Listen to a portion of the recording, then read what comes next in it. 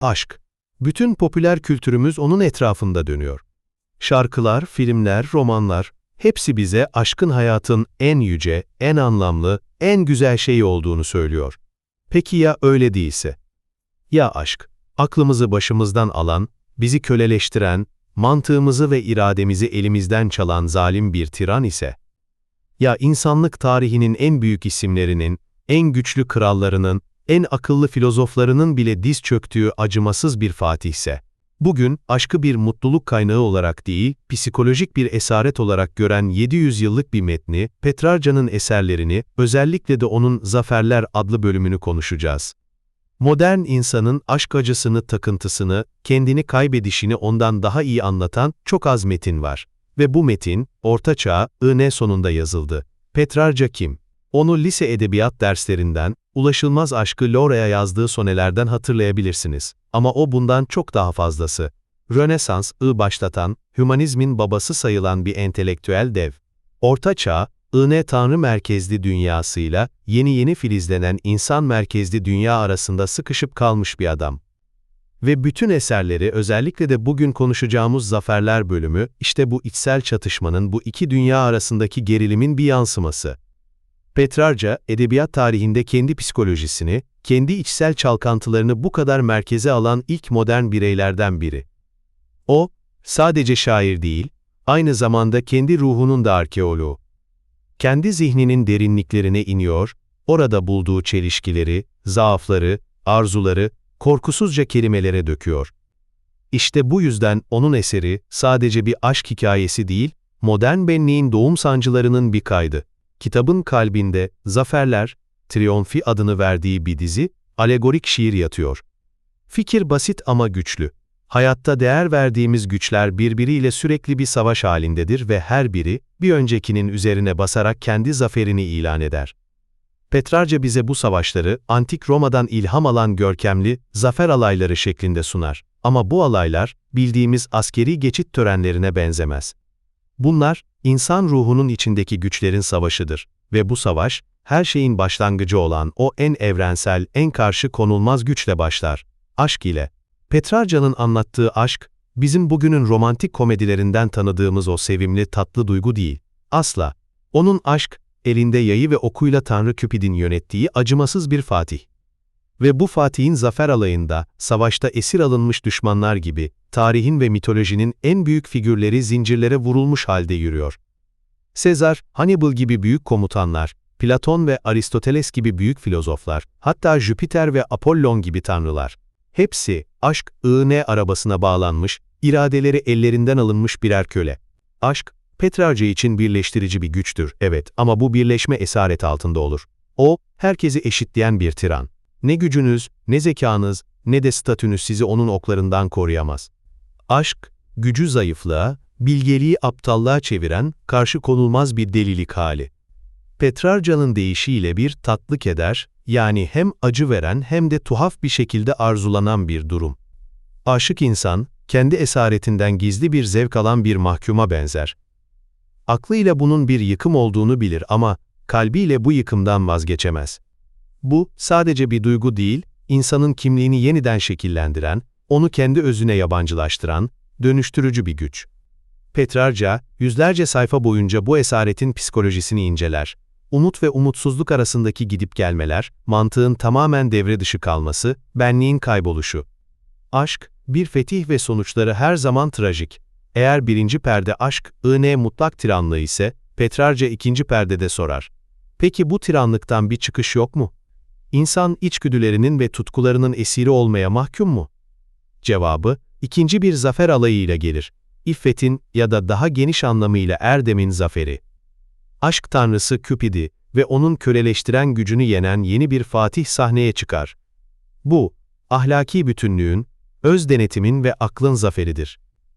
Petrarca için iffet, sadece cinsel bir perhiz değil, çok daha derin bir anlama sahip.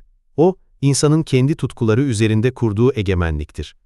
İffetin ordusunda kimler mi var? Sağduyu, alçak gönüllülük, onur gibi erdemler. Bu yeni zafer alayında roller değişir. Bu defa zincire vurulan, aşk tanrısı Cupid'in kendisidir. Erdem, tutkuyu yenmiştir. Fakat Petrarca'nın alegorik savaşları burada bitmez. Tam insan aklı ve iradesi zaferini kutlarken, sahneye çok daha karanlık, çok daha nihai bir güç çıkar. Ölüm. Ölüm, ün zafer alayı, öncekilerden çok farklıdır. O, ne tutkuyla, ne de erdemle ilgilenir. Ölüm, her şeyi ve herkesi alır. En erdemli insanı da, en tutkulu aşığı da. Bu yeni Fatih karşısında, dünyevi zaferler, aşklar, erdem savaşları aniden anlamsızlaşır. Ancak Petrarca burada ince bir ayrım yapar. Ölüm herkes için aynı anlama gelmez. Tutkularının esiri olmuş, hayatını dünyevi hırslarla geçirmiş olanlar için ölüm bir terör, bir sondur. Ama iffetin, yani erdemin yolundan gitmiş olanlar için ölüm, bir korku nesnesi değil, huzurlu bir kurtuluştur. Dünyanın acı verici esaretinden ruhun özgür kalmasıdır. Böylece Petrarca, bize bir merdivenin ikinci ve üçüncü basamaklarını gösterir. Tutkuyu aşk, ancak erdem, iffet yenebilir. Ama erdem dahil, her şeyi de ölüm yener. Ölüm her şeyi bitiriyorsa, geriye ne kalıyor? İnsanın bu kadar kısa ve acıyla dolu bir hayatta, bir anlam bulma çabası tamamen boşuna mı? İşte burada Petrarca'nın içindeki hümanist, yani modern insan uyanır ve ölüme karşı yeni bir Fatih'i sahneye sürer, şöhretin zaferi. Eğer fiziksel olarak ölmeye mahkumsak, belki de adımızı, anımızı yaşatarak ölümsüz olabiliriz. Şöhret, ölüm, ün elinden en değerli ruhları kurtaran, onlara dünyevi bir ölümsüzlük bahşeden güçtür. Petrarca, bu zafer alayında tarihin en büyük kahramanlarını, devlet adamlarını, şairlerini, bilim insanlarını yürütür.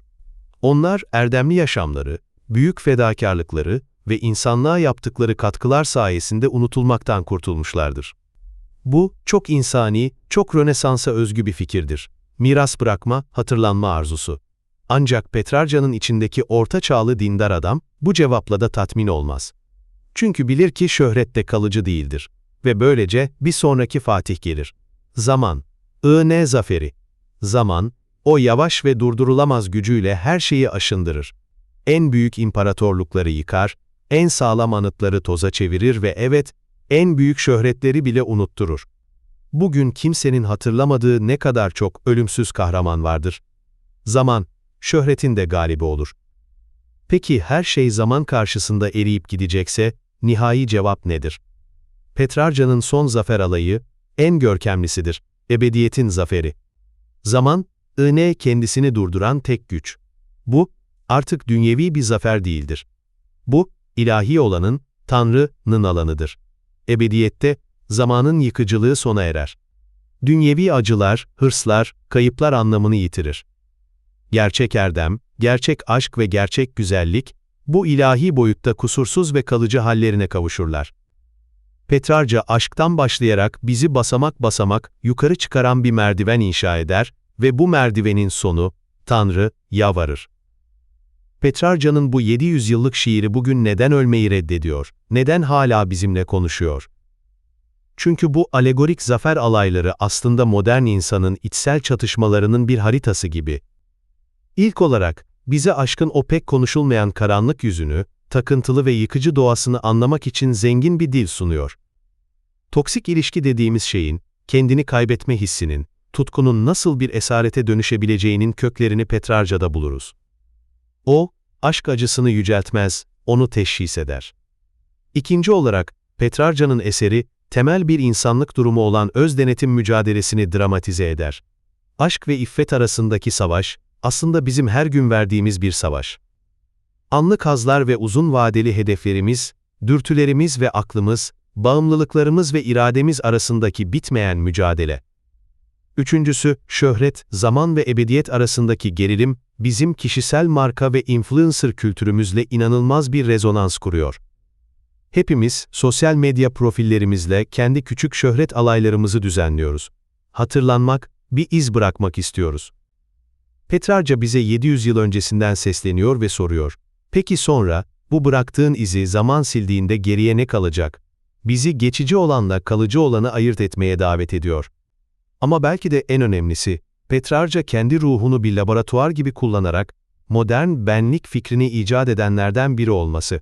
Onun kendi çelişkileriyle bu kadar meşgul olması, kendi psikolojisini analiz etme takıntısı, Sigmund Freud'dan bugünün itirafçı blog yazılarına kadar uzanan bir geleneğin başlangıcıdır.